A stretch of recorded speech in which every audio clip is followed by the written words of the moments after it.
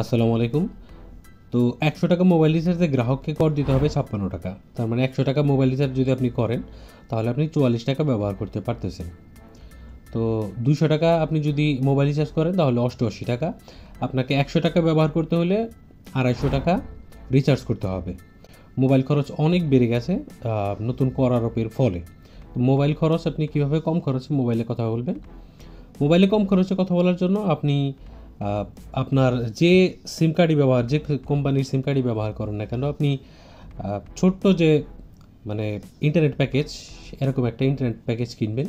তো সবাই কিন্তু এখন ফেসবুকের সাথে কানেক্টেড, হোয়াটসঅ্যাপ ব্যবহার করে, অথবা আপনার আ আ ইমো ব্যবহার করে, ভাইবার ব্যবহার করে। তো আপনি এই যে সমস্ত অ্যাপ্লিকেশন আছে, যেগুলোতে অডিও কল করা যায়, ভিডিও কল করা যায়, চ্যাট করা যায়, সবকিছু কিন্তু ফ্রিতে। জাস্ট একটু ইন্টারনেট খরচ হবে।